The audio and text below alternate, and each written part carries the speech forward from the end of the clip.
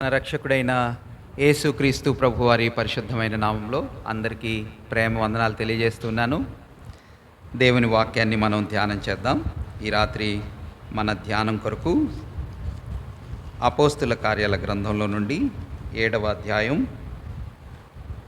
అపోస్తుల కార్యాల గ్రంథం 7వ అధ్యాయం 51 నుండి 60 వరకు మనం చదువుకుందాం. 51 నుండి 60 వరకు మనం చదువుకుందాం. అపోస్తుల కార్యాల గ్రంథం 7:51. ముష్కరులారా, హృదయములను చెవులను దేవుని వాక్యమునకు లోపరచనొల్లని వారలారా, మీ పితరుల వలె మీరును ఎల్లప్పుడూ పరిశుద్ధాత్మను ఎదిరించుచున్నారు. మీ పితరులు ప్రవక్తలలో ఎవనిని హింసింపక ఉండిరి? ఆ నీతిమంతుని రాకను గూర్చి ముందు తెలిపిన వారిని చంపిరి. ఆయనను మీరు ఇప్పుడు అప్పగించి హత్య చేసిన వారైతిరి. దేవదూతల ద్వారా నియమింపబడిన ధర్మశాస్త్రమును మీరు పొందితిరి, కానీ దానిని గైకొనలేదని చెప్పెను. వారు ఈ మాటలు విని కోపముతో మండిపడి అతనిని చూచి పండ్లు కొరికిరి. అయితే అతడు పరిశుద్ధాత్మతో నిండుకొనిన వాడై ఆకాశము వైపు తేరి చూచి దేవుని మహిమను, యేసు దేవుని కుడిపార్శ్వమందు నిలిచి ఉండుటను చూచి ఆకాశము తెరవబడుటయు మనుష్య కుమారుడు దేవుని కుడిపార్శ్వమందు నిలిచి ఉండుటయు చూచుచున్నానని చెప్పెను. అప్పుడు వారు పెద్ద కేకలు వేసి చెవులు మూసుకొని ఏకముగా అతని మీద పడి పట్టణపు వెలుపలికి అతనిని వెళ్ళగొట్టి రాళ్ళు రువ్వి చంపిరి. సాక్షులు సౌలు అను ఒక యవనస్తుని పాదముల యొద్ద తమ వస్త్రములు పెట్టిరి. ప్రభువుని గూర్చి మొరపెట్టుచు, యేసు ప్రభువా, నా ఆత్మను చేర్చుకొనుమని స్టెఫను పలుకుచుండగా వారు అతనిని రాళ్లతో కొట్టిరి. అతడు మోకాళ్ళుని, ప్రభువా, వారి మీద ఈ పాపము మోపకుమని గొప్ప శబ్దముతో పలికెను. ఈ మాట పలికి నిద్రించెను. సౌలు అతని చావునకు సమ్మతించెను. చదవబడిన లేఖన వాక్య భాగాన్ని ప్రభు మనందరి వినికిడిలో దీవించునుగాక. ఈ రాత్రి వేళ ఈ అధ్యాయం యొక్క ముగింపు ప్రభు చిత్తమైతే మనం ముగింపు అంటే ఈ పాఠం, ఈ ఎపిసోడ్ యొక్క అంశాన్ని మనం ధ్యానం చేయడానికి ప్రయత్నం చేద్దాం. దానికంటే ముందుగా ఆఖరి వారం అంటే జరిగిపోయిన క్లాస్లో మనమేమి నేర్చుకున్నామో మీరందరూ కొంచెం కొంచెం చెప్తే దాన్ని బట్టి మనం మన పాఠాన్ని ముందుకు తీసుకొని వెళ్దాం. అప్లికేటింగ్ పార్ట్స్ మనం చూడలేకపోయాం. అప్లికేటింగ్ పార్ట్స్ అంటే ఒక అన్వయించుకునేవి. ఇప్పుడు మనం జనరల్గా ఎలా ధ్యానం చేస్తామంటే దేవుని వాక్యాన్ని, ఒక అంశాన్ని మనం ధ్యానం చేస్తాం. ఆ అంశం యొక్క ముందు వెనక నేపథ్యం, బ్యాక్గ్రౌండ్, కాంటెక్స్ట్ అంటారు కదా. కాంటెక్స్ట్ అంటే ఏ సందర్భంలో జరిగింది, ఏం జరిగింది, ఎలా జరిగింది, ఎప్పుడు జరిగింది, ఎక్కడ జరిగింది, ఈ వివరాలన్నిటినీ తెలుసుకోవటం దాన్ని ధ్యానం అంటాం. అందులో నుంచి మనం దేవుడు మనకేం చెప్పాలనుకుంటున్నాడో విషయాల్ని తెలుసుకుంటాం. వాటిల్లో నుంచి అంటే ఇవన్నీ ఎప్పుడో జరిగిన సంఘటనలు కదా, ఇప్పుడు నిన్న మొన్న జరిగినవి కాదు కదా. ఇప్పుడు ఎప్పుడో జరిగినటువంటి ఈ సంఘటనల్లో నుంచి దేవుని వాక్యంగా మనం ధ్యానం చేసిన అంశాల్లో నుంచి ఈరోజు మనం జీవిస్తున్న ప్రపంచానికి, ఈరోజు మనం నడుచుకునే మన విధానాలకి అందులో నుంచి అన్వయింపుగా తీసుకునే అంశాలను కూడా మనం నేర్చుకుంటాం. వాటిని అప్లికేటింగ్ పార్ట్స్ అంటారు, అంటే అప్లికేషన్స్. ఇప్పుడు స్టెఫెను ఏం చెప్పాడో అది మనకి కూడా వర్తించిద్ది. స్టెఫెను యొక్క ఆడియన్స్ ఏం చేస్తున్నారో వాళ్ళ ఆలోచన ధోరణి మనకి కూడా అన్వయించిద్ది. మనకు కూడా అది కొంత అపీలింగ్గా ఉంటుంది, అంటే మనకు కూడా వర్తించేదే అది. ఆ విషయాలు ఏమిటో మనం సంపూర్ణంగా చూడలేకపోయాం. కాబట్టి ఇవన్నీ మనం విన్నాం, మంచిదే. అంటే ఏమేం విన్నాం, అసలు మనం నేర్చుకున్న పాఠం ఏమిటి, స్టెఫెను భక్తుని యొక్క ప్రసంగంలోని సారాంశం ఏమిటో మనం చూసాం కదా. ఏమని చెప్పచ్చు స్టెఫెను భక్తుని యొక్క ప్రసంగ సారాంశాన్ని? హస్తకృతములైన ఆలయములలో దేవుడు నివసించడు. అది స్టెఫెను భక్తుడు నిరూపించదలిచినటువంటి సత్యం. చేతులతో చేసినటువంటి దేవాలయాల్లో దేవుడు ఉండడు. దాని ఉదాహరణగా ఏ మందిరాన్ని గురించి చెప్పాడు ప్రభు? యెరూషలేము దేవాలయంలో ఉండడు. యెరూషలేము దేవాలయంలోనే ఉండడు అంటే దాని అర్థం ఏంటన్నా? మరి ఇంకే దేవాలయంలో కూడా ఉండడు. బెరాకా అనే ఈ మందిరంలో దేవుడు చెప్పండి ఉంటాడా ఉండడా? ఉండడు. గట్టిగా చెప్పాలా? మరి ఇంకా లండన్లో ఉండే పెద్ద దేవాలయంలో దేవుడు ఉండడు. ఆ తర్వాత మరి ఇంకెక్కడ మీరు ప్రస్తావించే ఏ పేరు చెప్పే దేవాలయమైనా అందులో దేవుడు ఉండడు, లేడు. దేవునికి అవి నివసించే స్థలాలు కాదు. బలంగా మనం దాన్ని అర్థం చేసుకోవాలి. మరి దేవుడు ఎక్కడ ఉంటాడు అని దేవుని వాక్యం సెలవిస్తుంది? Very good. విరిగి నలిగిన హృదయములో ఆయన ఉంటాడు. ఎక్కడ చెప్పాడన్నా ఈ మాటలన్నీ? వెరీ గుడ్, శబాష్, చాలా బాగా చెప్పారు. అట్లా నేర్చుకోవాలా. ఆ భావాల్లో మనం పట్టుకోవాలి. ఎవరైనా అడిగితే, ఎవరైనా మనకి చెప్తే, నేను పలానా స్థలానికి, పలానా చర్చికి, పలానా దేవాలయానికి వెళ్తున్నాను, అక్కడ దేవుడు ఉంటాడు, అక్కడ దీవెనలు వస్తాయి, అక్కడ నుంచి నాకు మేలులు వస్తాయి, అక్కడ దేవుడు నిజంగా ఉన్నాడు, లేడు. భౌతికమైన ఆలయాలలో దేవుడు లేడు. మరి ఎక్కడుంటాడు దేవుడు అంటే యెషయా గ్రంథం 57వ అధ్యాయంలో, యెషయా గ్రంథం 66వ అధ్యాయం 2వ వచనం ప్రకారంగా దేవుడు ఎక్కడుంటాడంటే ఆయన దీనులైన మనుషుల హృదయంలో, విరిగి నలిగిన వ్యక్తుల హృదయంలో. మరి దేవుడు ఇప్పుడు ప్రస్తుతం ఎక్కడున్నాడు? మరి మనందరం చేరి ఇట్లా వస్తున్నాం కదా, మరి మనం వెళ్ళే మందిరం ఏంటి? మనందరం విశ్వాసులు, క్రొత్త నిబంధన విశ్వాసులందరూ వెళ్తున్నటువంటి, ఆరాధిస్తున్నటువంటి, చేరుకుంటున్నటువంటి మరి మందిరం పేరేంటి? సంఘం. ప్రభు బల్ల, స్వరక్తమిచ్చి సంపాదించినటువంటి దేవుని సంఘం. కరెక్ట్, వెరీ గుడ్, ఆ మాటలు కరెక్టే. ఇప్పుడు మనం ఆరాధించేటప్పుడు స్తుతులు చెల్లిస్తాం. మన స్తుతి ఎక్కడికి వెళ్తుంది? ఏ మందిరంలో వెళ్తుంది? ఏ ఆరాధికుడు ఎక్కడికి వెళ్తుంది? అది దాని అడ్రస్ టు తండ్రి దగ్గరికి వెళ్తుంది. మంచిదే, కరెక్ట్, యా. మీరు చెప్పారు హస్తకృతములైన ఆలయాల్లో దేవుడు ఉండడు, దీనుల హృదయాల్లో, విరిగి నలిగిన హృదయాల్లో దేవుడు ఉంటాడు. ఆ మాట మీరు చాలా కరెక్ట్గా చెప్పారు. మరి ఇప్పుడు క్రొత్త నిబంధన విశ్వాసులకి దేవుడిస్తున్నటువంటి ఎష్యూరెన్స్, మనం ఏ మందిరంలోకి వెళ్తున్నాం? భౌతికంగా ఇక్కడ కూడుకుంటున్నాం, కానీ అసలు మనం ఆరాధించే స్థలం, అసలు మనం అప్రోచ్ చేసే స్థలం ఎక్కడ, ఏంటిది? అది కూడా మనం ఊరికి అట్లా టచ్ చేసాము. లాస్ట్లో అంత స్లోగా చెప్పలేకపోయాము, కాబట్టి అది మీకు జ్ఞాపకం. చెప్పండి, బున్ని ఆలోచిస్తుంది, చెప్పు అక్క, చెప్పండి అక్క. హెబ్రీ పత్రిక మనం కృపాసనము దగ్గరికి, హెబ్రీ పత్రిక, వెరీ గుడ్. హెబ్రీ పత్రికలో మనం ఆ మాటలు చూసుకున్నాం కదా. మీరు చూడండి, హెబ్రీ పత్రిక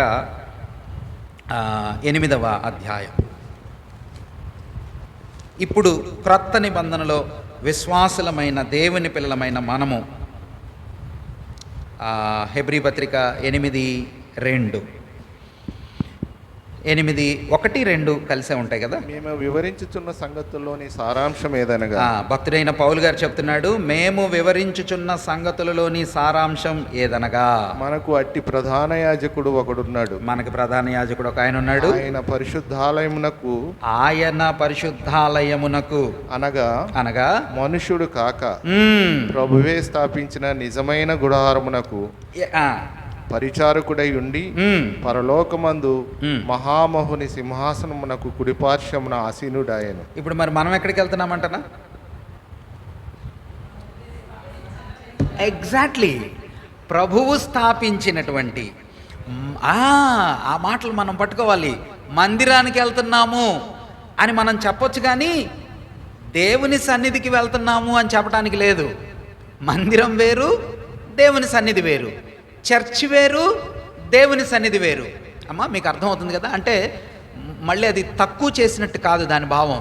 చాలా మందిరాల్లో భౌతికమైన కట్టడాలనే మనం మందిరం అనుకుంటున్నాం. అది కాదు.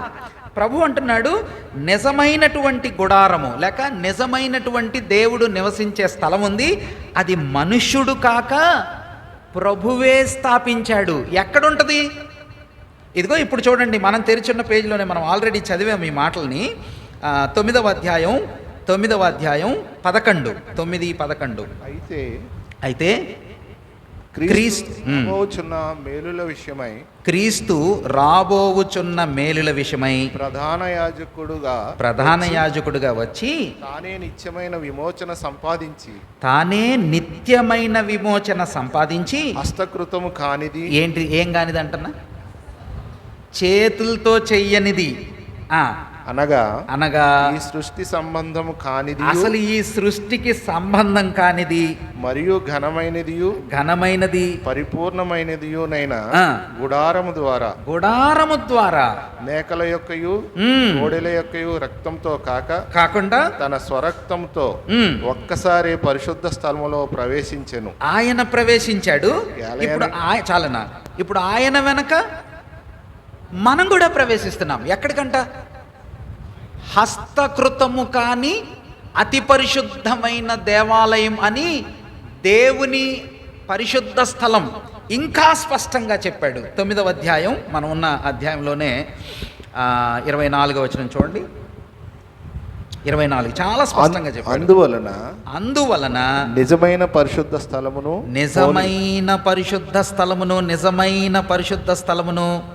పోలి హస్తకృతమైన పరిశుద్ధ స్థలములలో క్రీస్తు ప్రవేశింపలేదు గాని. ఆ మాట గమనించండి. హస్తకృతములైన పరిశుద్ధ స్థలములలో క్రీస్తు ప్రభువారు ప్రవేశించలేదు, కానీ ఇప్పుడు మన కొరకు దేవుని సముఖమందు కనబడుటకు పరలోకమందే ప్రవేశించాడు. ఎంత గొప్ప భాగ్యం చూడండి. దేవుని సముఖంలోనికి ఆయన ప్రవేశించాడు. ఇప్పుడు ఆయన వెనక మనం కూడా ఈ బలులు అర్పణలు తీసుకొని క్రీస్తు ప్రభు వారి యొక్క శరీరం అనే తెర ద్వారా ఏర్పాటు చేయబడిన సజీవమైన స్థలానికి మనం వెళ్తున్నాము అంటున్నాడు. 10వ అధ్యాయం 19వ వచనం.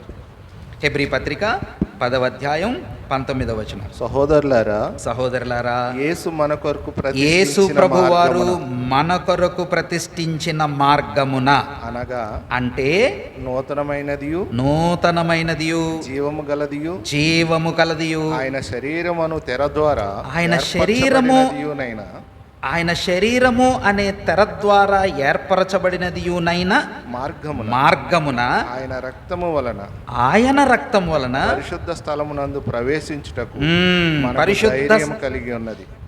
పరిశుద్ధ స్థలమునందు ప్రవేశించుటకు మనకు ధైర్యము కలిగి ఉన్నది.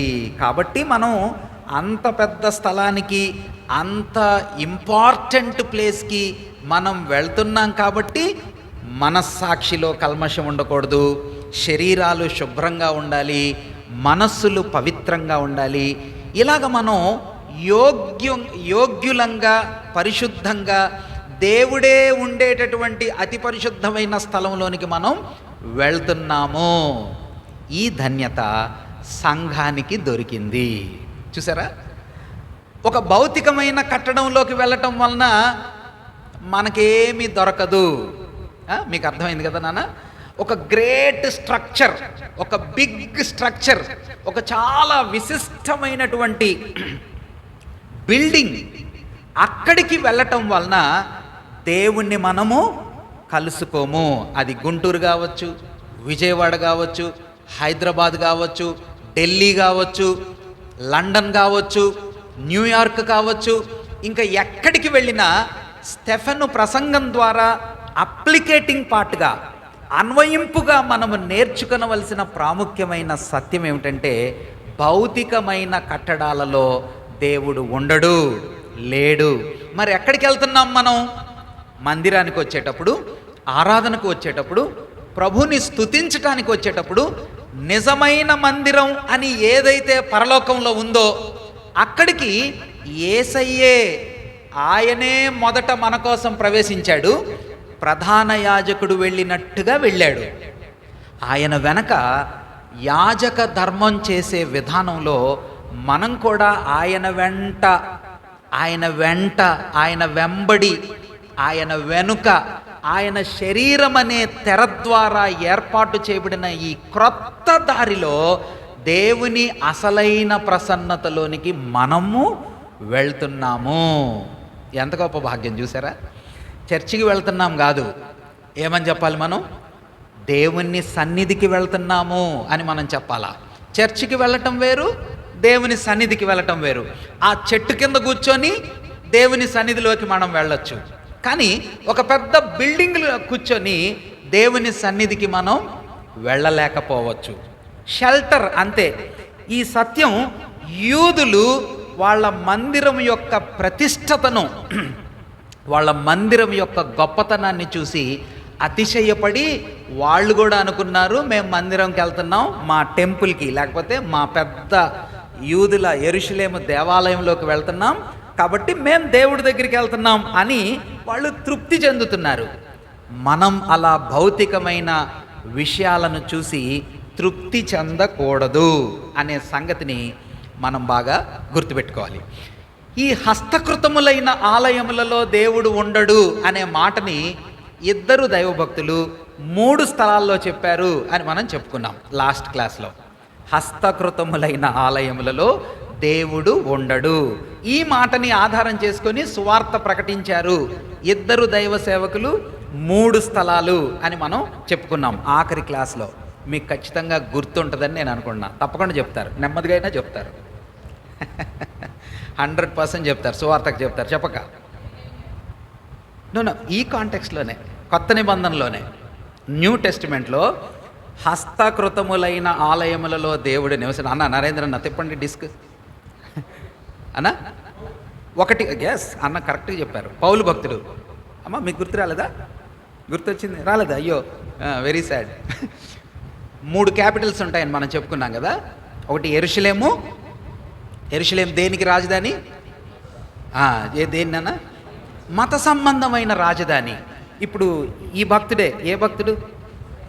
స్టెఫెను. ఎక్కడ చెప్తున్నాడు ఈ మాట?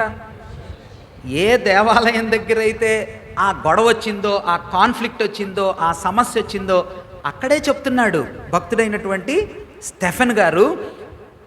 ఏ దేవాలయం దగ్గర అయితే ఈ టెన్షన్ పుట్టిందో అక్కడే నిలబడి చెప్తున్నాడు, ఈ హస్తకృతములైన ఆలయములలో దేవుడు నివసించడు అని సువార్త ప్రకటించాడు స్టెఫెన్ గారు యెరూషలేం పట్టణంలో. 2 అన్న మీరు చెప్పారు, పౌలు భక్తుడు చెప్పాడు. ఏ ఊరిలో చెప్పాడు? ఎక్కడన్నా? ఏథెన్స్లో చెప్పాడు. లాస్ట్ వీక్ మనం చూసాం, గుర్తుందా మీకు?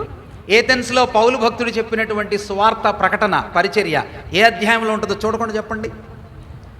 ఏ అధ్యాయంలో? అపోస్తుల కార్యాల గ్రంథంలో ఏ అధ్యాయంలో ఉంటుంది? ఏ అధ్యాయంలో ఉంటుంది? వెరీ గుడ్, 17వ అధ్యాయం. ఎందుకు ఉంటుంది 17లో? తెలియబడని దేవుడికి. మీరు చూడండి, 10వ అధ్యాయంలో 9లో ఎవరు రక్షించబడ్డారన్నా? సౌలు భక్తుడు 9వ అధ్యాయంలో రక్షణ. 8లో సీక్వెన్స్ గుర్తుపెట్టుకోండి అన్న, బాగా తేలిగ్గా గుర్తుంటుంది. అపోస్తుల కార్యాల గ్రంథంలో ఇప్పుడు 7వ అధ్యాయంలో ఎవరు వాక్యం అన్నా? స్టెఫెను వాక్యం. అది ఊరికి మీ మనసులో గుర్తుపెట్టుకోండి. Very good. 8వ అధ్యాయం ఎస్, ఫిలిప్పు పరిచర్య, నపుంసకుడి యొక్క రక్షణ. 7లో ఏంటో చెప్పండి? 7లో స్టెఫెను ప్రసంగం, అంతే కదన్నా? 8లో ఫిలిప్పు భక్తుని యొక్క పరిచర్య ప్రారంభం, ఆ తర్వాత నపుంసకుడు, ఇథియోపియా దేశస్థుడైన నపుంసకుడి యొక్క రక్షణ. 8 అయిపోయింది. 9 అద్భుతమైన అధ్యాయం చెప్పండి అన్న, సౌలు భక్తుని యొక్క రక్షణ. మీరు చూడండి ఒకసారి, అంటే నేను చెప్పేవి మీకు కొత్తగా అనిపిస్తున్నట్టున్నాయి. చూడండి, 7వ అధ్యాయం అంతా మీరు గమనించారు కదా. 7వ అధ్యాయంలో డౌట్ లేదు కదన్నా? 7వ అధ్యాయం ఏంటిది? స్టెఫెను ప్రసంగం. రాజుబాబు చూడండి అన్న, బైబిల్ తీసుకో. 8వ అధ్యాయం చూడండి.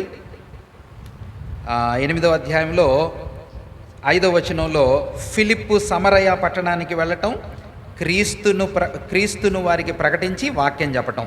26వ వచనం చూడండి, 8:26. ప్రభు దూత లేచి దక్షిణంగా వెళ్ళి గాజాకి వెళ్ళమన్నాడు. 27వ వచనంలో అప్పుడు ఇథియోపియుల రాణి అయిన కందాకే క్రింద మంత్రి అయి ఆమె యొక్క ధనాగారం అంతటి మీదనున్న ఐథియోపియుడైన నపుంసకుడు ఆరాధించటానికి యెరూషలేంకి వెళ్ళాడు. ఆయన రక్షించబడ్డాడు. ఏ అధ్యాయం ఇది? 8. 7వ అధ్యాయంలో స్టెఫెను ప్రసంగం, 8లో ఫిలిప్పు పరిచర్య ప్లస్ నపుంసకుని యొక్క రక్షణ. క్లియర్ అన్న? 9వ అధ్యాయంలో మీరు గమనించండి, అద్భుతమైన అధ్యాయం. 4వ వచనం, 9:4 మీరు గమనిస్తే, అప్పుడు అతడు నేల మీద పడి సౌలా సౌలా అని ప్రభు పిలవటం, సౌలు భక్తుడు ప్రభుని నమ్ముకోవటం. 7లో ఏంటన్నా? స్టెఫెను ప్రసంగం. 8లో ఫిలిప్పు పరిచర్య. 9లో సౌలు రక్షణ. 10లో మీ అందరికి తెలుసు కదా, కొర్నేలి భక్తుని యొక్క రక్షణ. చూడండి 10వ అధ్యాయం 1వ వచనం. పటాలమనబడిన పటాలంలో శతాధిపతి అయిన కొర్నేలి అను భక్తిపరుడప్పుడు. చాలు. కాబట్టి ఇంతవరకు మీకు క్లియర్ కదన్నా? 10వ అధ్యాయం వరకు. 11వ అధ్యాయంలో భక్తుడైన పేతురు గారికి ఒక గొప్ప దర్శనం. దుప్పటి కిందకి రావటం, చతుష్పాద జంతువులన్నిటినీ తినమని చెప్పటం కదా. 11వ అధ్యాయంలో భక్తుడైనటు 11లో కదా, 10లో జరిగింది. 11లో భక్తుడైనటువంటి పేతురు గారు దాన్ని మళ్ళీ తిరిగి వివరిస్తున్నాడు. 6వ వచనం చూడండి. ఆయన్ని గొడవ చేశారనమాట. అడిగినప్పుడు యెరూషలేములో వాళ్ళకి వివరిస్తున్నాడు. చూడండి 6వ వచనంలో, దాని వైపు నేను తేరి చూచి పరీక్షింపగా భూమి అందుండు చతుష్పాద జంతువులను అడవి మృగములను. అదే అదే అదే ఇంకా ఆ వివరణ అంతా భక్తుడైనటువంటి పేతురు గారు ఎక్స్ప్లెయిన్ చేస్తున్నాడు. 12వ అధ్యాయంలో పేతురు భక్తుడు చెరసాలలో వేయబడటం. 7లో ఏముందన్న? స్టెఫెను ప్రసంగం. 8లో ఫిలిప్పు పరిచర్య. 9లో సౌలు రక్షణ. 10లో కొర్నేలి రక్షణ. 11లో పేతురు దర్శనం, గుర్తుపెట్టుకోవటానికి సులువుగా. 12లో పేతురు చెరసాల, సంఘమంతా ప్రార్థించటం కదా. మీకు తెలుసు కదా, సంఘం అంతా ప్రార్థన చేస్తూ ఉంటే ఒక చిన్న అమ్మాయి, వెరీ గుడ్, ఆ అమ్మాయి పేరు గుర్తుపెట్టుకోండి. ఏ అధ్యాయంలో ఉంటుంది ఆ అమ్మాయి? 12వ అధ్యాయం. 13వ అధ్యాయంలో ఒక క్రొత్త చరిత్ర, న్యూ ఎపిసోడ్. అంతియొకయ సంఘం నుంచి భక్తుడైనటువంటి పౌలు గారు, బర్నబా గారు సేవకు పంపబడటం. పౌలు భక్తుని యొక్క మొదటి మిషనరీ యాత్ర.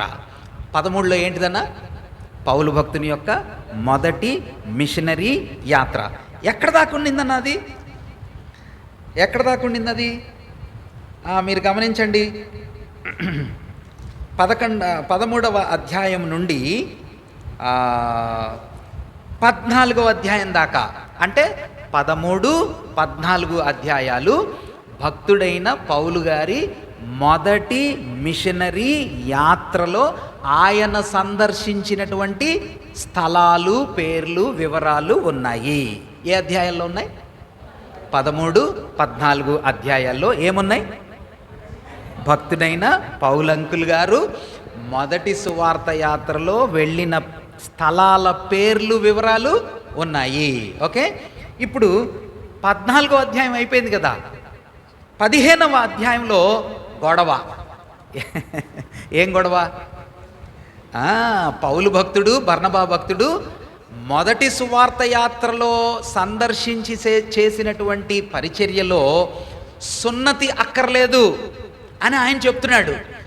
విశ్వాసముంచి దేవుని యందలి కృప ద్వారా ఒక పాపి రక్షించబడతాడు అని ఎవరు చెప్తున్నారు?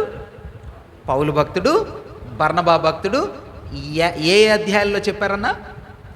13, 14 అధ్యాయాల్లో మొదటి సువార్త యాత్రలో చెప్పారు. ఇప్పుడు చెప్తే యెరూషలేములో వీళ్ళు అంటారు, కొందరు యూదులు, అది కుదరదు, ఇదిగో ఈ స్టెఫెను దగ్గర గొడవ పడినట్టే, ఆచారాలు, సున్నతి, యూదుల యొక్క ధర్మశాస్త్రము, మోషే చెప్పిన నియమాలు మళ్ళీ మనం ఆచరించాల్సిందే అని పట్టుబడినట్టుగా కొందరు వాదించారు. ఈ గొడవ పౌలుకి, బర్నబా గారికి, మరి తిరిగి యూదులైన మత సంబంధికులకి ఈ గొడవను తీసుకొని అందరూ కలిసి ఎక్కడికి వచ్చారన్న? యెరూషలేముకి వచ్చారు. యెరూషలేములో మొట్టమొదటిసారిగా సంఘాలన్నీ కూడుకొని ఆ వివాదాన్ని పరిష్కరించినటువంటి విధానం ఏ అధ్యాయంలో ఉంది? 15వ అధ్యాయం. దానికి మనం ఒక చిన్న పేరు పెట్టుకుందాం. వివాదాన్ని పరిష్కరించారు. ఓకే, ప్రాబ్లం సాల్వ్ అయింది. ఏ అధ్యాయం? 15. 16వ అధ్యాయంలో ఇప్పుడు పౌలు భక్తుని యొక్క 2వ సువార్త యాత్ర ప్రయాణం ప్రారంభమైంది. 16వ అధ్యాయంలో ఏముందన్న? 2వ సువార్త యాత్ర ప్రారంభమైంది. 2వ సువార్త యాత్ర ప్రారంభంలో ఆయన ఏ ఏ ఏరియాస్కి వెళ్ళాడో మనకు గుర్తుంది కదా. ఇప్పుడు చెప్పండి మరి ఏ ఏ ఏరియాస్కి వెళ్ళాడో. ఫస్ట్ మాసిదోనియాలో ఫిలిప్. Very good. ఎక్కడికి వెళ్ళాడు నాన్న? ఫిలిప్ పట్టణానికి వెళ్ళాడు. ఫిలిప్ తర్వాత మాసిదోనియాలోనే తెస్సలోనికయ పట్టణానికి వెళ్ళాడు. తెస్సలోనికయలో గొడవ జరిగి పారిపోయి కిందకొచ్చి ఏ ఊరు వెళ్ళాడు? బెరయ. బెరయ నుంచి కిందకెళ్ళి ఏథెన్స్లో వెయిట్ చేస్తున్నాడు. ఓ, ఎంత పెద్ద సమస్య ఇది. మీకు అర్థమైందా? మీరు మ్యాప్ చూస్తూ ఉంటే మీ మనసులో బాగా జ్ఞాపకం వెళ్తుంది. ఊరికినే మీరు ఇట్లా గుర్తుపెట్టుకోండి. ఫిలిప్పి పట్టణానికి వెళ్ళాడు, అక్కడ పరిచర్య చేశాడు. అక్కడి నుంచి తెస్సలోనికైకి వెళ్ళాడు. యాసోను గారి ఇంట్లో గొడవ జరిగి తరం పడ్డాడు. అక్కడి నుంచి ముందుకెళ్ళి బెరయలో ఉన్నాడు. తిమోతి ఏమో తెస్సలోనికైలోనే ఉండిపోయాడు. పౌలు భక్తుడు ఒక్కడే తొందరగా ముందుకు వచ్చేసాడు. ఇప్పుడు ఏథెన్స్లో భక్తుడైన పౌలు గారు తిమోతి తెస్సలోనికై నుంచి రావాలి అని వెయిట్ చేస్తున్నాడు. వెయిట్ చేస్తూ ఎదురు చూస్తూ ఏం చేశాడన్నా? ఏథెన్స్ పట్టణంలో విహరిస్తున్నాడు. విహరించడం అంటే విజిట్ చేస్తున్నాడు. టూరిస్ట్ ప్లేసెస్ని చూస్తున్నాడు.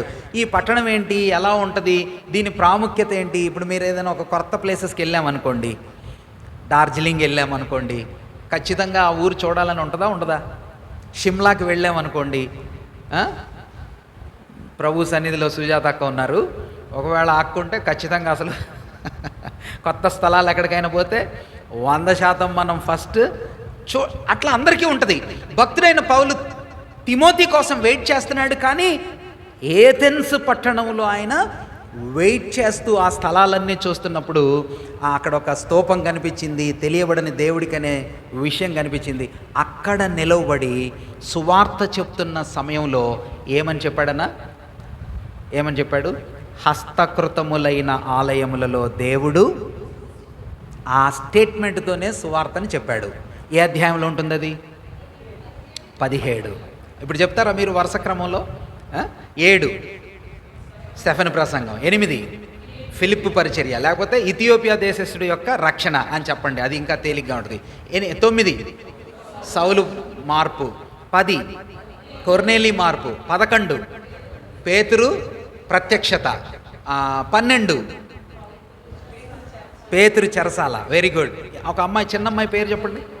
రోదే యొక్క ఎపిసోడ్ అక్కడే ఉంటుంది. 13 వెరీ గుడ్, ఎక్సలెంట్, అలా గుర్తుపెట్టుకోవాలి. 13, 14 భక్తుడైన పౌలు గారి యొక్క మొదటి సువార్త మిషనరీ ప్రయాణం. 15 వివాదం పరిష్కరించబడింది. 16 రెండవ సువార్త ప్రయాణం ప్రారంభించబడింది.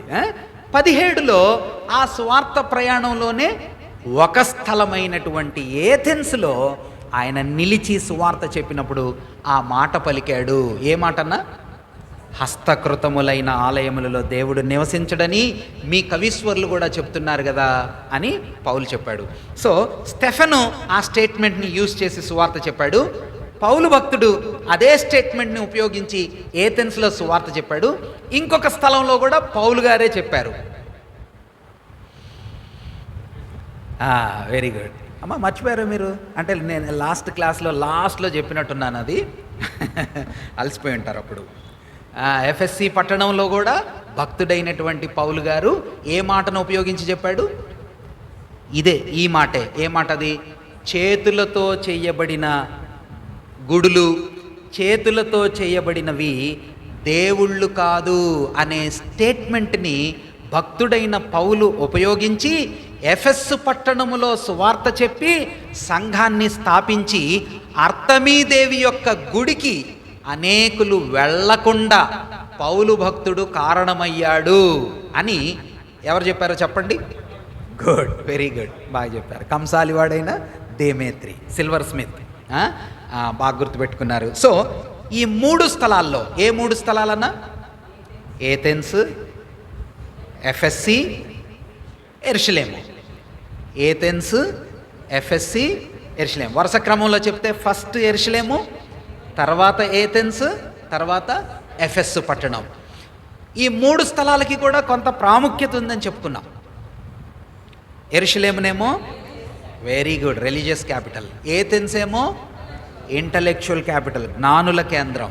మరి ఎఫెస్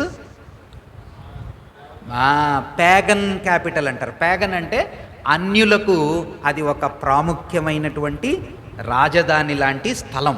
అక్కడ కూడా ఏ స్థలమైనా సువార్త చెప్పేటప్పుడు ఈ సేవకులు ఈ మాటను, ఈ సత్యాన్ని పట్టుకొని ఆధారం చేసుకొని సువార్త ప్రకటించారు.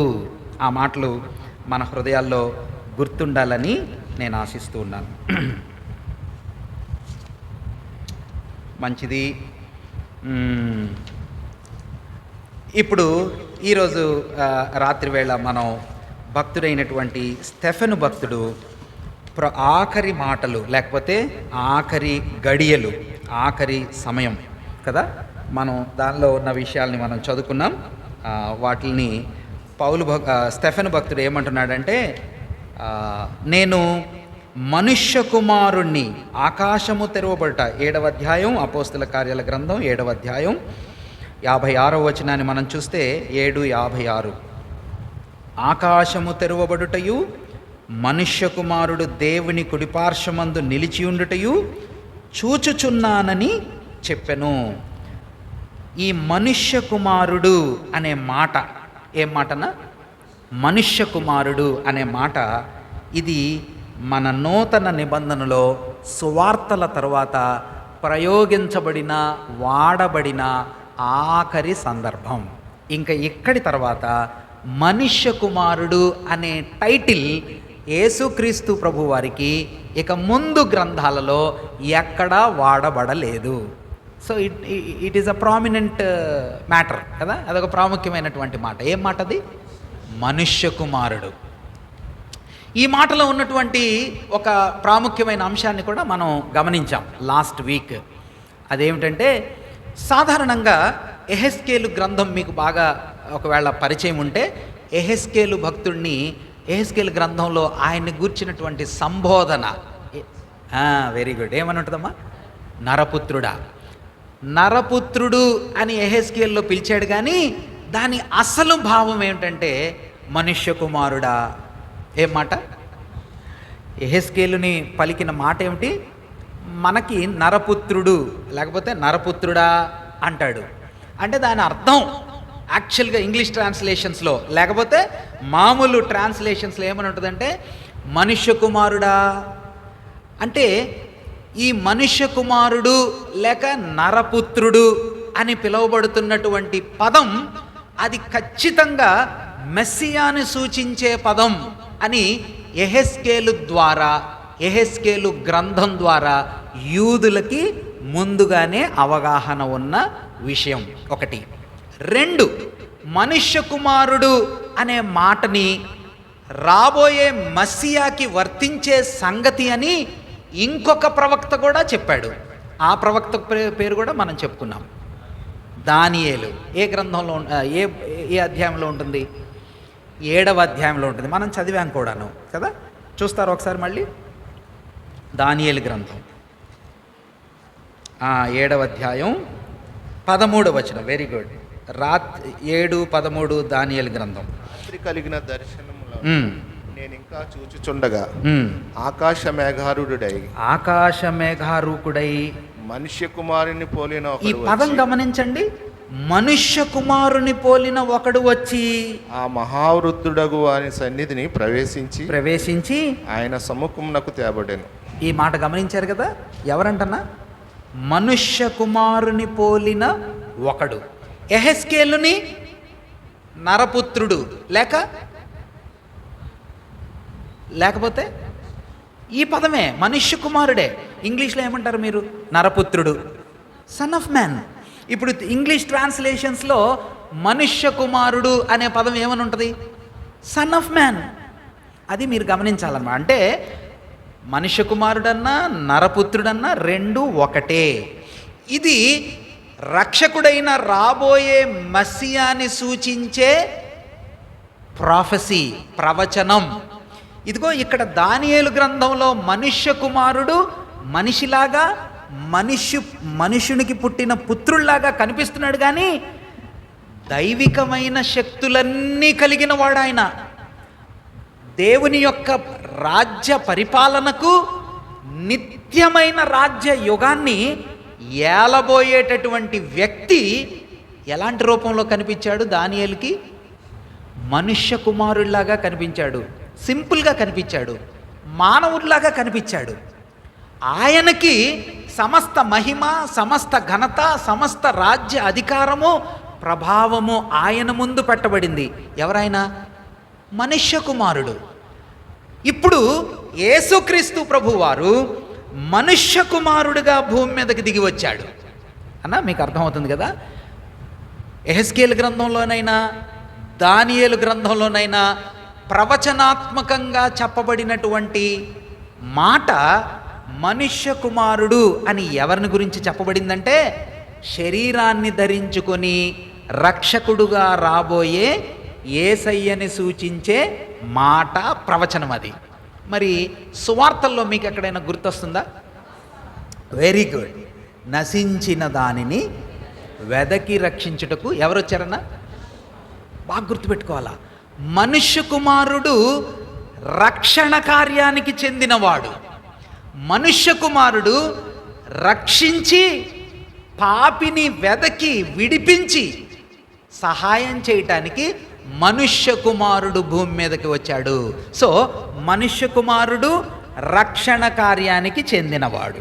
ఇంకొక సందర్భం ఇప్పుడు మీరే చెప్పాలా? బాగా చెప్పారు, వెరీ గుడ్, ఎక్సలెంట్గా చెప్పారు. నేను ఊహించలేదు. మనుష్య కుమారుడు నశించిన దానిని వెదకి రక్షించడం అంటే రక్షణ కార్యంలో మనుష్య కుమారుని యొక్క పాత్ర ఉంది. నెంబర్ 2, రెండో మాట, మనుష్య కుమారుడు అని ఆయన గురించి ప్రభు తానే చెప్పుకున్న సందర్భంలో మనం ఒక సత్యాన్ని చెప్పండి అమ్మా. గుడ్, ఎక్సలెంట్, అద్భుతం. మీరు చాలా చక్కటి 16, 14, 62 మార్కు సువార్త 14, 62 చెప్పండి. మార్కు సువార్త 14, 62 చాలా బాగా చెప్పారు, ఎక్సలెంట్గా చెప్పారు అన్న. అందరూ కూడా అలా అర్థం చేసుకోండి. వాటి కనెక్షన్స్ మీకు బాగా వెంటనే మైండ్లోకి వస్తూ ఉంటే చాలా ఎక్సైటింగ్గా ఉంటుంది వాక్యం అర్థం చేసుకోవటంలో. అవును, మార్కు సువార్త 14, 62. ఎస్, యేసు అవును నేనే, మీరు మనుష్య కుమారుడు సర్వశక్తిమంతుని కుడిపార్శ్వమున ఎవరంటన్నా? మీరు మనుష్య కుమారుడు సర్వశక్తివంతుని కుడి పార్శ్వమున కూర్చుండుటయు ఆకాశ మేఘారూకుడై వచ్చుటయు చూచెదరని చెప్పాను. ఈ మాట ఇప్పుడే ఇందాక మనం చదివిన దాంతో ఎక్కడైనా క్లోజ్గా కనెక్షన్ తడుతుందా మీకు? ఈయన అంటున్నాడు కదా, ఆకాశ మేఘారూకుడై వచ్చుటయు మనుష్య కుమారుడు. ఇప్పుడే మనం దానియేలు 7:13 ఏం చదివాం? దానియేలు 7:13 మనుష్య కుమారుడు ప్లస్ అక్కడ కూడా చెప్పాడు. ఇప్పుడు దానియేలు చెప్పినప్పుడు శరీర ఆకారంలో రక్షకుడు పుట్టలేదు, ఇంకా రక్షకుడు రాలేదు. కానీ అక్కడ ఏం చెప్తున్నాడంటే మనుష్య కుమారుడు ఆకాశ మేఘారూకుడై వస్తాడు. ఇప్పుడు ప్రభు శరీరధారిగా నిలబడి ఎవరి ముందు పలికాడమ్మా ఈ మాటలు? మార్కు సువార్త 14లో. Very good. ప్రధాన యాజకుడు ఏం చేస్తాడు? ప్రధాన యాజకుడు ఏం చేస్తాడన్నా? ఎదురు చూస్తూ ఉంటాడు. ఎవరి కోసం ఎదురు చూస్తూ ఉంటాడు? లేఖనాల యొక్క నెరవేర్పు కోసం ఎదురు చూస్తూ ఉంటాడు. అందరిలో, యాజకులందరిలో అతి భయంకరమైన జ్ఞానం ప్రధాన యాజకుడికి ఉంటుంది. ప్రధాన యాజకుడు లేఖనాలను అభ్యాసం చేసి పరిశోధించి మెస్సియా యొక్క రాకడ కోసం, శరీరధారిగా రాబోయేటటువంటి వాళ్ళ రాజుగారి కోసం ప్రధాన యాజకుడు ఎదురు చూస్తూ ఉంటాడు. దానియేలు గ్రంథం ద్వారా, యెహెజ్కేలు గ్రంథం ద్వారా చెప్పబడినటువంటి నరపుత్రుడు లేక మనుష్య కుమారుడు ఎప్పుడు వస్తాడా అని వీళ్ళు ఎదురు చూస్తూ ఉంటారు. ఆ ఎదురు చూస్తున్న ప్రజల ముందు యేసు ప్రభువారు నిలబడి, పరమాత్ముడవైన దేవుని కుమారుడవైన క్రీస్తువు నీవేనా అనగానే ప్రభు ఏమన్నారు? అవును నేనే. ఇక నుంచి మనుష్య కుమారుడు సర్వశక్తివంతుడైన దేవుని కుడి పార్శ్వమున కూర్చుండుటయు, ఆకాశ మేఘారూకుడై వచ్చుటయు మీరు చూస్తారు అని చెప్పగానే ప్రధాన యాజకుడు ఏం చేశాడన్నా? ప్రధాన యాజకుడి బట్టలు ఎట్లా ఉంటాయో మీరు నిర్గమాకాండం, లేవియాకాండ గ్రంథంలోకి వెళ్ళి చదివితే వాటి తలపాగా ఎలా ఉంటుందో, వాటి నీలి రంగులు ఎలా ఉంటాయో, వాటి డిజైన్ ఎలా ఉంటుందో, బ్లూ కలర్ది పైన ఉంటుంది, వైట్ కలర్ది లోపల ఉంటుంది, అమేజింగ్గా ఉంటుంది. అవి తెలుగు ట్రాన్స్లేషన్స్లో పతాకము అంటాడు, ఆ తర్వాత దట్టి అంటాడు. కొంచెం కష్టంగా ఉంటాయి అర్థం చేసుకోవటానికి. కానీ ఇంగ్లీష్లో కానీ లేక ఒరిజినల్ ట్రాన్స్లేషన్స్లో మనకు రాదనుకోండి, గమనిస్తే చాలా బ్యూటిఫుల్ డిస్క్రిప్షన్ కదా. ఒక డ్రెస్ని మనం వర్ణించేటప్పుడు బ్లూ కలర్ అట్లా మనం వివరించామనుకోండి, ఎట్లా ఉంటాయి? పర్పుల్, చాలా బ్యూటిఫుల్గా ఉంటాయి. ప్రధాన యాజకుడు వేసుకునే వస్త్రాలు ఆ దేశంలో ఎవ్వరికీ ఉండవు. అంత అద్భుతమైన వస్త్రాలు. ఈ వస్త్రాలని ప్రధాన యాజకుడు చింపుకోకూడదు. అవి ప్రతిష్ఠించిన వస్త్రాలు, ప్రత్యేకించిన వస్త్రాలు. కానీ ఈ ప్రధాన యాజకుడైనటువంటి కయప వస్త్రాలని చించుకొని దేవదూషణ చేశాడు అని ప్రభువుని సిలువ వేశారు.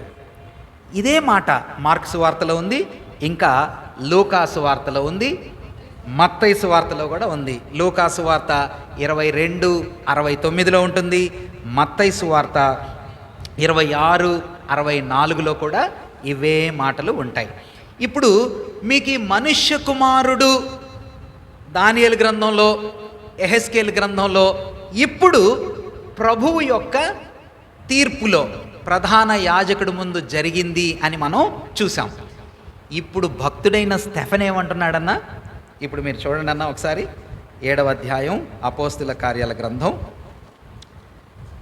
నేను ఈ మనుష్య కుమారుణ్ణి 56వ వచనం 7:56 ఆకాశము తెరవబడుటయు, మనుష్య కుమారుడు దేవుని కుడి పార్శ్వమందు నిలిచి ఉండుటయు.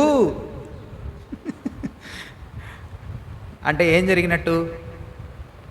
కొన్ని నెలలో లేక సంవత్సరమో ఎన్ని దినాల ముందో మనకు తెలియదు, కానీ స్టెఫెను నిలవబడి ఏ ప్రధాన యాజకుడు, ఏ సన్హెడ్రిన్ సభ ఎవరి ముందైతే నిలవబడున్నాడో వాళ్ళ ముందే కొంతకాలము వెనక ఒక ఆయన నిలబడి ఇదే మాటను చెప్పాడు. ఏమని చెప్పాడు? ఇప్పుడే మనం చదువుకున్నాం కదా మార్క్స్ వార్తలో.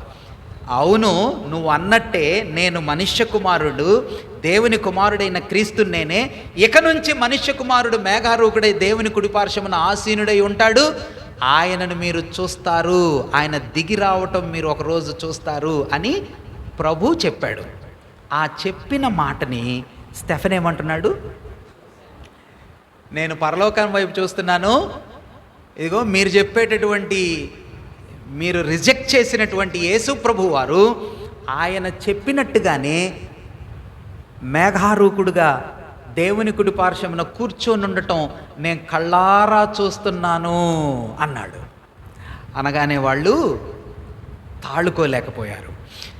మాత్రమే కాకుండా ఇశ్రాయేలీల యొక్క మందిరానికి, ఇశ్రాయేలీల యొక్క జాతికి ఇంకొక సత్యం కూడా చాలా క్లోజ్గా ముడిపడినటువంటి అంశం. అదేమిటంటే మహిమ. ఏంటిదన్నా? మహిమ, గ్లోరీ అంటారు. ఇశ్రాయేలీల జీవితాలకి లేక వాళ్ళ ట్రైబ్స్కి, వాళ్ళ హిస్టరీకి దేవుని మహిమకి కూడా చాలా దగ్గర సంబంధం ఉంది. వాళ్ళ మందసంలో దేవుని మహిమ ఉంటుంది, వాళ్ళ మందిరంలో దేవుని మహిమ ఉంటుంది. కాబట్టి వాళ్ళ పెద్దలు మోషే దేవుని మహిమను చూశాడు. ఈ హిస్టరీ మొదలుపెట్టినప్పుడు స్టెఫెను భక్తుడు చెప్పటం ప్రారంభం చేయటంతోనే అబ్రహాముని మహిమగల దేవుడు మెసపుటోమియాలో కలిశాడు అని చెప్పటం మొదలుపెట్టాడు. కాబట్టి ఇశ్రాయేలీల చరిత్ర, దేవుని మహిమ చాలా క్లోజ్ యాంటిసిపేటెడ్, అసోసియేట్గా ఉంటాయన్నమాట. ఇప్పుడు భక్తుడైన స్టెఫెన్ అంటున్నాడు, కానీ మీరు ఇంకో మాట గమనించాలి. ఈ మహిమతో ముడిపడిన వీళ్ళ చరిత్ర మహిమను కోల్పోయారు. మీకు తెలుసు కదా, ఆల్రెడీ మనం చూసాం. మందసం షిలోహు మందిరంలో ఉన్నప్పుడు బయటికి తీసుకొని వెళ్ళారు. ఫీనెహాసు, ఆ తర్వాత హోఫ్ని, వీళ్ళిద్దరూ బయటికి తీసుకొని వెళ్ళారు. ఫిలిస్తీన్లు మందసాన్ని పట్టుకున్నారు. అప్పుడు ఏలీకి సమాచారం వచ్చింది, మందసము పట్టుబడిననియు హోఫ్ని ఫీనెహాసులు యుద్ధములో మరణించారనియు ఏలీకి చెప్పగానే మెడ విరిగి ఆసనం మీద నుంచి కిందపడి, స్థూలకాయుడు కాబట్టి లావుగా ఉంటాడు కాబట్టి ఆయన చచ్చిపోయాడు. ఆయన చచ్చిపోవటం, భర్త చచ్చిపోవటం, మందసం పట్టబడటం ఇంకొక ఆమె వినింది. ఫీనెహాసు భార్య, ఆమె పేరు చెప్పబడలా. ఆమె విని ఆమె డెలివరీకి సిద్ధంగా ఉంది. ఆమె బిడ్డకు జన్మనిచ్చి వాడికి ఒక పేరు పెట్టి చచ్చిపోయింది. దాని పేరు అర్థం ప్రభావము. అంటే ప్రభావము ఈజ్ ఈక్వల్ టు మహిమ. అంటే ఇశ్రాయేలీల్లో నుంచి, షిలోహు మందిరంలో నుంచి దేవుని మహిమ ఏమైపోయిందనమాటనా? వెళ్ళిపోయింది. గుర్తొచ్చింది కదా మీకు? మహిమ వెళ్ళిపోయింది. ఇప్పుడు మళ్ళీ దాని తర్వాత యెహెజ్కేలు గ్రంథంలో 9వ అధ్యాయం 11వ అధ్యాయంలో దేవుని మహిమ ఆలయములో నుంచి, కెరూబుల పైనుంచి గడప దగ్గరకు వచ్చింది. 9వ అధ్యాయంలో గడప దగ్గర నుంచి 11వ అధ్యాయంలోకి వచ్చేటప్పటికే పట్టణము పైన కొండ మీదకి వచ్చింది. ఇక ఆ తర్వాత యెరూషలేము మందిరంలో దేవుని మహిమ లేదు. షిలోహులో మందిరంలోంచి మహిమ వెళ్ళిపోయింది. యెహెజ్కేలు గ్రంథంలో యెరూషలేము పట్టణంలో నుంచి దేవుని మహిమ వెళ్ళిపోయింది. ఇప్పుడు ఈ భక్తుడైనటువంటి స్టెఫెన్ గారు పైకి చూసి ఏమంటున్నాడన్నా? నేను దేవుని మహిమను చూస్తున్నాను, దేవుని మహిమను చూస్తున్నాను. ఆ మాట గమనించండి మీరు అన్న. 7:55. అయితే అతడు, అపోస్తుల కార్యాల గ్రంథం 7:55. అయితే అతడు పరిశుద్ధాత్మతో నిండుకొనిన వాడై ఆకాశము వైపు తేరిచూచి దేవుని మహిమను, యేసు దేవుని కుడిపార్శ్వమందు నిలిచి ఉండుటను చూచి మనుష్య కుమారుని నేను చూశాను అంటున్నాడు కదా. దేవుని మహిమను, యేసు దేవుని కుడిపార్శ్వమందు కూర్చుండటం కనబడటం. ఇప్పుడు ఈ మహిమ ఎక్కడిది? ఆ వాక్యము శరీరధారి అయి కృపాసత్య సంపూర్ణుడుగా మన మధ్య నివసించెను. తర్వాతన్నా యోహాను సువార్త 1వ అధ్యాయం, యోహాను సువార్త 1వ అధ్యాయం 14వ వచనం. ఆ వాక్యము శరీరధారి అయి, యోహాను సువార్త 1:14. ఆ వాక్యము శరీరధారి అయి కృపాసత్య సంపూర్ణుడిగా మన మధ్య నివసించెను. మన మధ్య నివసించెను. తండ్రి వలన కలిగిన అద్వితీయ కుమారుని మహిమ వలె మనము ఆయన మహిమను కనుగొంటిమి. ఎవరంటన్నా ఆయన? మీరు గమనించలేదా? దేవుని యొక్క మహిమ ఎవరు? శరీరములో కనిపించి కృపతోనూ సత్యముతోనూ మిళితమై ఒక శరీరములో ఉద్భవించినటువంటి రక్షకుడైన యేసు ప్రభు వారిని యోహాను సువార్తలో భక్తుడైనటువంటి యోహాను గారు ప్రభువుని గురించి ఏమని చెప్తున్నాడంటే, ఈయన దేవుని మహిమ. Is not ordinary human being. శరీరము, కాళ్ళు, చేతులు కాదు ఆయన. ఆయన దేవుని మహిమతో కూడినటువంటి చేతులవి. దేవుని మహిమ ఎట్లా ఉంటుందో, దేవుని ప్రభావం ఎట్లా ఉంటుందో మోషే చూడజాలని వాడుగా బండ సందులో నిలబడి అయ్యా నీ మహిమను చూపించన్నాడు కదనా. ఎన్ని రోజులు ఉన్నాడన్న మోషే పైన? 40 రోజులు ఉన్నాడు. 40 రోజులు దేవునితో ఎట్లా ఉన్నాడు? ముఖాముఖిగా మాట్లాడాడు అని ఉంది. దేవుడేమో గంభీరమైన ఆయన స్వరంతో ఆన్సర్ చెప్తుంటే రాసుకున్నావా అంటే మోషే ఏం చెప్పాలా? రాసుకున్నానయ్యా. ఏం రాసుకున్నాడు అన్నా? ఏం రాసుకున్నాడన్నా? 10 ఆజ్ఞలు ఎంతసేపు పట్టింది చెప్పడానికి? 10 ఆజ్ఞలు ఎంతసేపు పట్టిద్దమ్మా? 10 నిమిషాలు. మరి 40 రోజులు ఏం చేశాడు మరి అన్నా? ఎగ్జాక్ట్లీ. ఆదికాండ గ్రంథంలో ఉన్న ఇన్ఫర్మేషన్ అంతా, తర్వాత ఆదికాండ గ్రంథానికి దగ్గరగా ఉన్న నిర్గమకాండ గ్రంథంలో ఉన్న సమాచారం అంతా, మందసం కట్టడం అంతా, యాజకుడి బట్టలు, మందసం యొక్క కొలతలు, గుడారం యొక్క కొలతలు. ఎంత టైం పట్టిందన్న ఇప్పుడు? ప్రభువా చేయి నొప్పి వస్తుందయ్యా, అలసిపోయాను. సరే వెయిట్ చేయి, కొంచెం ఆ బండ దగ్గర రెస్ట్ తీసుకో. మళ్ళీ దేవుడు వస్తాడు. రెడీయా మోషే? ప్రభువా రెడీ అయ్యా. గుర్తుపెట్టుకో, మందసం ఎంత ఉండాలా, కొలతలు ఎంత ఉండాలా, బల్ల ఎంత ఉండాలా. ఓకే నాకు గుర్తున్నాయా? ప్రభువా ఇందాక బల్ల గురించి చెప్పా, మళ్ళీ ఒకసారి చెప్పు. నేర్చుకునేటప్పుడు అడుగుతా, దిస్ ఈజ్ హౌ. నేను మజాక్ చేసి చెప్పట్లేదు. దేవుడు 40 రోజులు మోషేతో ఆదికాండ గ్రంథంలో ఉన్న వివరాలు మొత్తం చెప్పాడు. ఎలా చేశాను అనుకుంటున్నావు? మొదటి దినం ఇలా చేశా, రెండో దినం ఇలా చేశా. అవునా ప్రభువా? మోషేకి చాలా ఆశ్చర్యంగా ఉండుంటుంది. అవన్నీ మనసులో గుర్తుపెట్టుకోవాలి. మోషే సకల విద్యా ప్రావీణ్యుడు. అప్పుడే ఆర్మీ ట్రైనింగ్ అయ్యి 40 సంవత్సరాల తర్వాత టకటక అన్ని గుర్తుపెట్టుకునే డిక్టేషన్ రాయగలిగే కెపాసిటీ ఉన్నాడు.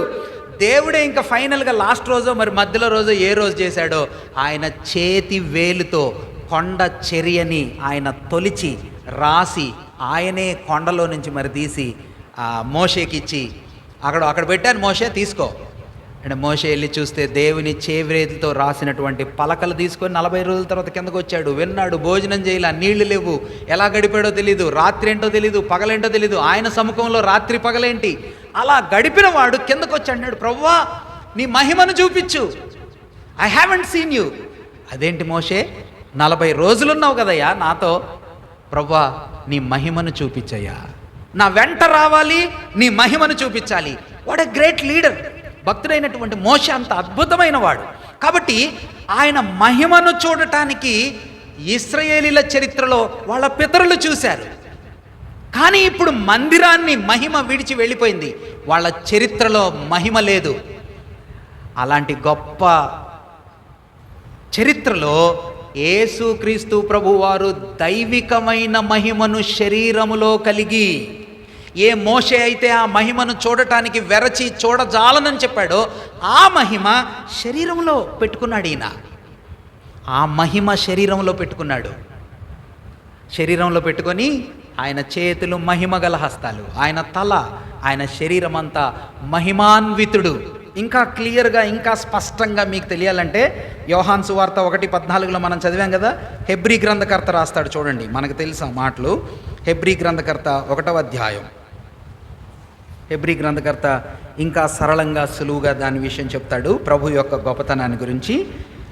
1వ అధ్యాయం 3వ వచనం, 1:3. హెబ్రీ. ఆయన దేవుని మహిమ యొక్క తేజస్సును, ఆయన అంటే రక్షకుడైన యేసుక్రీస్తు ప్రభువారు, ఆయన దేవుని యొక్క తేజస్సు, మహిమ యొక్క తేజస్సు. 3 అని నెంబర్ వేసి ఏమన్నాడన్నా? ప్రతిబింబము. ఎవరైనా దేవుని ప్రతిబింబం. ఇశ్రాయేలీలు దేవుని మహిమను చూడలేకపోయారు, తాళజాలలేకపోయారు, దాన్ని సమీపించలేకపోయారు. మరి అలాంటి మహిమాన్వితుని యొక్క మహిమ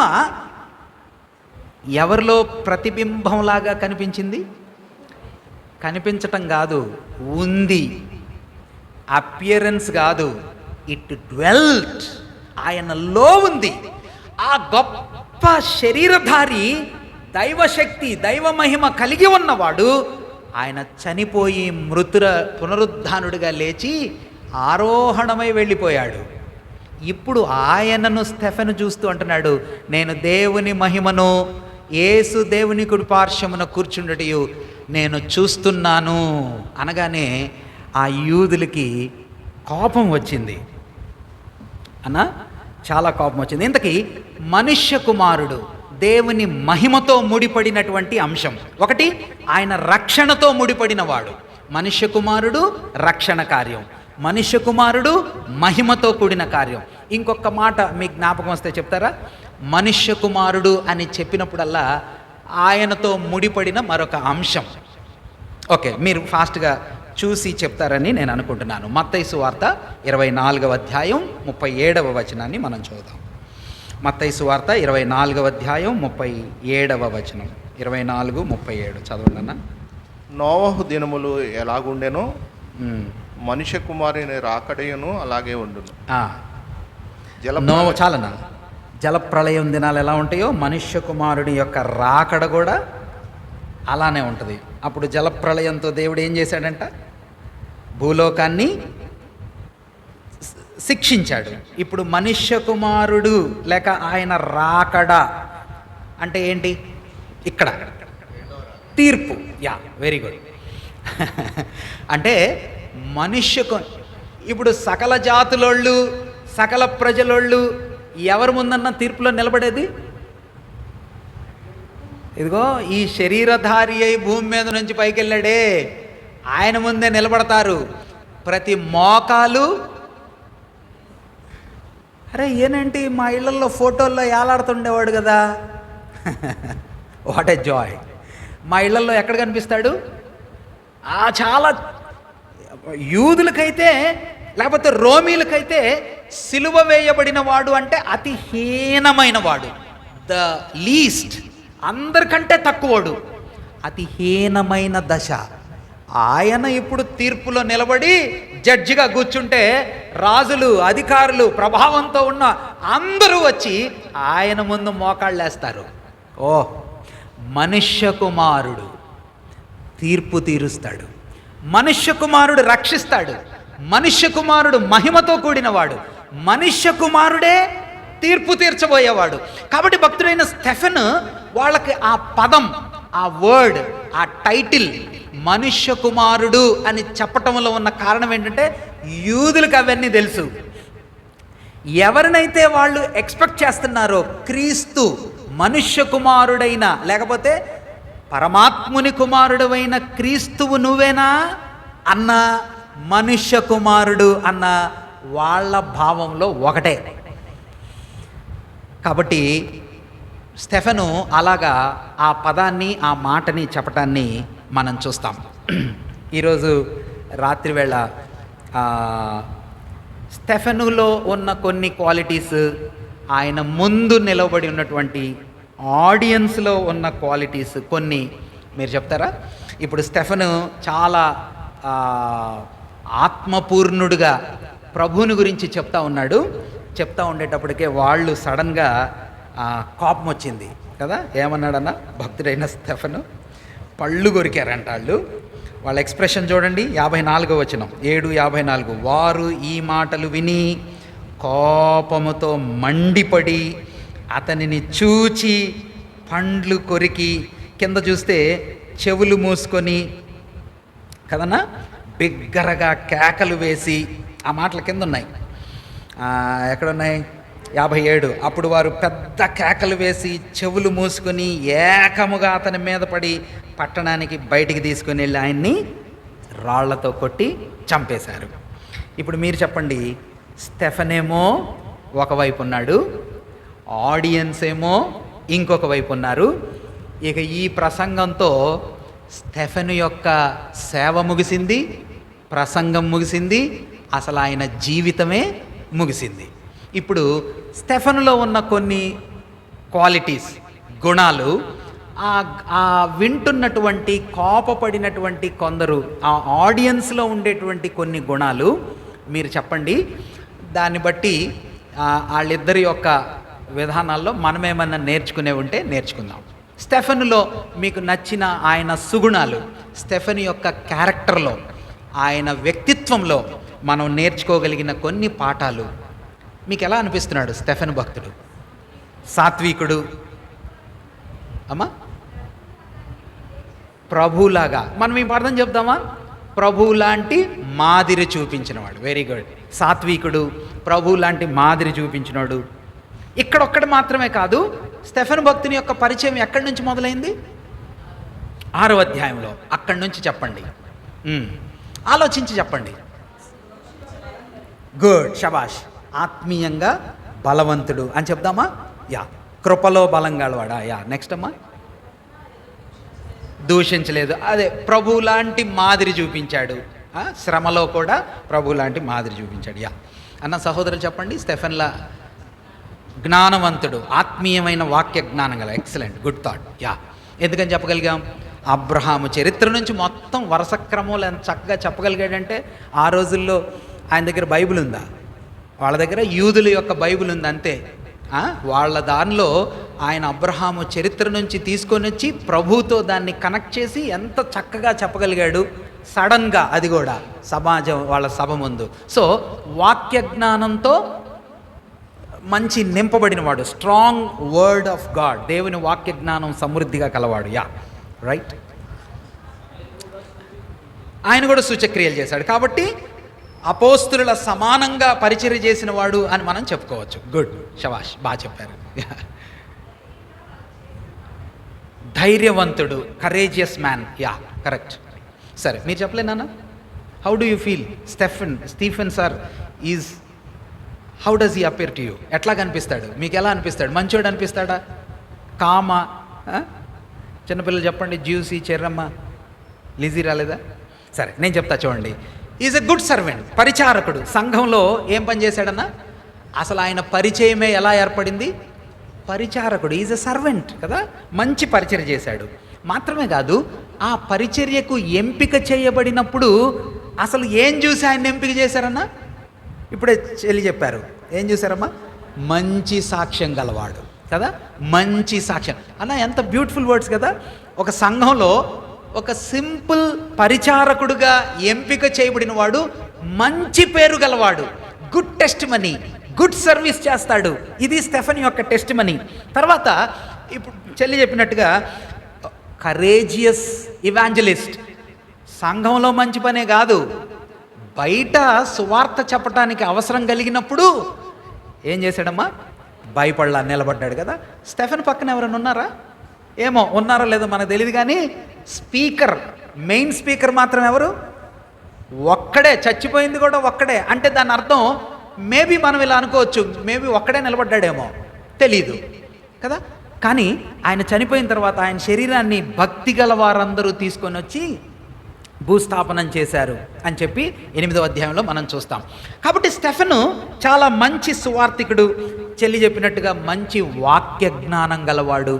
నాకు అది చాలా నచ్చింది కదా. పరిచారకుడు, ఆ తర్వాత సువార్థికుడు, మంచి సాక్ష్యం గలవాడు, వాక్యం తెలిసినవాడు. ఎంత బ్యూటిఫుల్ క్యారెక్టర్స్ ఉన్నాయి కదా స్టెఫెన్ భక్తుల్లో.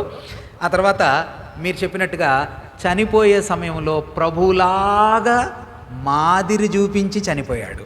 ఆ తర్వాత ఆయనకున్న గొప్పతనం ఏంటంటే, స్టెఫెన్ భక్తునికున్న గొప్పతనం చెప్పండి అమ్మా? మొదటి హతసాక్షి, ఫస్ట్ మార్టియర్. సంఘ చరిత్రలో అపోస్తులుగా దేవుని శిష్యులుగా పిలువబడిన వారు ఉన్నారు, కానీ మొదటగా ప్రభు కోసం చనిపోయినటువంటి వీరుడు ఎవరైనా ఉన్నారంటే ఎవరి పేరు చెప్పాలా? అందుకనే స్టెఫెన్ చనిపోయేటప్పుడు రక్షకుడైన యేసు ప్రభు వారు ఏం చేశారమ్మా? బా, ఎంత పెద్ద ఆనర్ అన్న. ఇద్దరు వ్యక్తులు పరదైసులోకి వెళ్ళారు కదా. ఎవరన్నా? ఫస్ట్ పర్సన్ ఎవరు? ఈయన సెకండ్, స్టెఫెన్ తర్వాత వెళ్ళాడు అనుకోండి. ఇప్పుడు ఫస్ట్ ఎవరు వెళ్ళారు? కుడివైపునున్న దొంగ. వెళ్ళేటప్పుడు ఆ దొంగ ఏం చేశాడన్నా? ప్యారడైజ్కి కొత్త నిబంధనలో రిబ్బన్ కట్టింగ్ చేసినాడు. ఎవరు? దొంగ కదమ్మా. భలే ఉంటుంది అసలు ఆయన గురించి. ఒక దేవుడు, రేయ్ నువ్వు లోపలికి వచ్చావు, నీకు థియాలజీ తెలుసా అంటే వాడంటే నాకేం తెలియదు సార్. చర్చ్కి వెళ్ళావా? లేదు సార్. బైబిల్ పట్టుకున్నావా? పాటలు పాడావా? ప్రార్థన I don't know anything sir. మరి ఎట్లొచ్చావరా ఇక్కడికి రిబ్బన్ కటింగ్ చేసేంత స్థాయికి, పారడైజ్కి, పరలోకానికంటే? వాడు చెప్తాడంట, సార్ టువర్డ్స్ మై లెఫ్ట్, నా ఎడం చేతి వైపు ఒక మహాప్రభు ఉన్నాడండి రాజుగారు. అయ్యా నన్ను గుర్తు చేసుకోయా అని ఆయన అడిగాను సార్. ఆయన ఓకే అన్నాడు, అంతే వచ్చాను. That's by grace. ఎంత అద్భుతమైన విషయం కదా. మనందరి పరిస్థితి కూడా అంతే. ఇప్పుడు Stephen the very first martyr, మొదటి హతసాక్షి, పరలోకమునకు రెడ్ కార్పెట్ వేసి యేసు ప్రభు వారే లేచి నిలబడి, ఎందుకు లేచాడు అనే విధానాన్ని గురించి చాలామంది కామెంటేటర్ రాశారు. అవన్నీ మనకి వర్తిస్తాయా వర్తించవా ఊరిని తెలుసుకోవటానికి మనం చదవచ్చు. కానీ ఒక సింపుల్ ట్రూత్ ఏంటంటే, భూమి మీద నా కోసం నన్ను ఎరుగుదును అని ఎవరు సాక్ష్యం చెప్తారో, ప్రభు లూకాసు వార్త 12వ అధ్యాయంలో ఏమన్నాడంటే, నా తండ్రి ఎదుట వారిని గురించి నేను సాక్ష్యం చెప్తాను అన్నాడు. ఎవరు నన్ను ఒప్పుకుంటారో వాళ్ళని నేను ఒప్పుకుంటాను అన్నాడు. నాకు అది చాలా కన్విన్సింగ్గా అనిపించింది. ఏంటిదంటే, స్టెఫెను ఆ శత్రువులందరి ముందు ప్రభువాడు అని ధైర్యంగా చెప్పిన సాక్ష్యాన్ని బట్టి యేసయ్య వారు లేచి నిలబడి, కమాన్ మై డియర్ మార్టియర్ అని స్టెఫెను భక్తుని కోసం లేచి నిలబడ్డాడేమో సాక్ష్యం చెప్పడానికి అని నాకు అనిపించింది. ఇంకొక సత్యం ఏమిటంటే, మొట్టమొదటిగా స్టెఫెను భక్తుని గురించి పరిచయం చేసినప్పుడు చెల్లి చెప్పారు, ఏమని చెప్పారు? కృపతో నిండుకున్నవాడు, ఆత్మతో నిండుకున్నవాడు. చనిపోయే మూమెంట్లో కూడా స్టెఫెను గురించి ఏమని రాయబడిందో తెలుసా? ఏమని రాయబడిందన్న? ఆత్మతో నిండుకొని. చూడండి ఆ మాటలు మీరు చూడొచ్చు. 54 7:54 7:55 చదవండి అన్న. అయితే అతడు పరిశుద్ధాత్మతో నిండుకొనిన వాడై. చాలన్నా. ఇక్కడ మీరేం చూశారు? 6వ అధ్యాయంలో 6:5 ఆ మాట జనసమూహానికి ఇష్టమైంది. విశ్వాసముతోనూ పరిశుద్ధాత్మతోనూ నిండుకొనిన వాడైన. అంటే స్టెఫెను ప్రారంభంలో ఈ మాట చెప్పారు. ఏం మాట? నిండుకున్నవాడు, ఆత్మపూర్ణుడు. That's a beginning of his spiritual career. మీరు గమనిస్తే ఆయన చనిపోయే మూమెంట్ అది, ఆఖరి గడియ, లాస్ట్ వర్డ్, లాస్ట్ మినిట్. ఆ టైంలో కూడా స్టెఫెను గురించి దేవుడు ఏమని చెప్పాడు? పరిశుద్ధాత్మతో నిండుకున్నవాడు. వా, what a beginning, what an end. మధ్యలో ఎక్కడ దేవుని ఆత్మ నుంచి భక్తుడైన స్టెఫెను వేరు కాలేదు. ఒక దైవభక్తుడు ఇట్లా రాశారు, ఆత్మపూర్ణుడైనటువంటి భక్తుణ్ణి ఏ ప్లేస్లో అయినా, ఏ పరిస్థితిలోనైనా, ఎక్కడైనా దేవుడు వాడుకుంటాడు అని రాశాడు. సంఘంలో ఒకవేళ ఆత్మపూర్ణుడైతే సంఘంలో దేవుడు వాడుకుంటాడట. ఆత్మపూర్ణుడైతే శ్రమలో వాడుకుంటాడంట. ఆత్మపూర్ణుడైతే స్వార్థలో వాడుకుంటాడంట. ఆత్మపూర్ణుడైతే నాయకత్వంలో వాడుకుంటాడంట. ఆత్మపూర్ణుడైతే నడిచే దానిలో వాడుకుంటాడు. అంటే వెనక వాడుకుంటాడంట, ముందు వాడుకుంటా. But condition is he should be a man filled with the spirit of God. సమయం అయిపోయింది. రోజు నేను ఎక్కువ చెప్తున్నాను, అంటే ఎక్కువ టైం దాటిపోతుంది. కాబట్టి నేను ఇక్కడ క్లోజ్ చేస్తాను. దేవుని చిత్తమైతే మన పాఠం ఆల్మోస్ట్ 10% ఉంది. మీకు సాధ్యమైతే ఈ ఆడియన్స్లో ఉన్న క్వాలిటీస్, ఆడియన్స్లో అంటే వింటున్నవారు, ఇవి స్టెఫెన్లో మనం గమనించే గుడ్ క్వాలిటీస్. ఆడియన్స్ని స్టెఫెన్ భక్తుడు తిట్టినట్టుగా, గర్దించినట్టుగా వాళ్ళని సూచిస్తూ ఆయన పలికాడు. వాళ్ళల్లో ఉండే క్వాలిటీస్ ఏంటో, వాళ్ళల్లో ఉండే కఠినమైనటువంటి క్వాలిటీస్ ఏంటో ప్రభు చిత్తమైతే మీరు రాసుకొని రండి. దాంతో స్టెఫెను మరణం, ఆయన మరణం వలన కలిగిన లాభాలు, స్టెఫెను మరణం వలన కలిగినటువంటి మేలులు, యూజెస్ కదా, రిజల్ట్స్ ఆఫ్ హిస్ డెత్, అవి కూడా ఏమై ఉన్నాయో వీలైతే నెక్స్ట్ క్లాస్లో మీరు రాసుకొని రండి. వాటిని మనం దేవుని చిత్తమైతే తర్వాత ధ్యానం చేద్దాం. ప్రభు ఈ తలంపులు మనందరి వినికిడిలో దీవించునుగాక.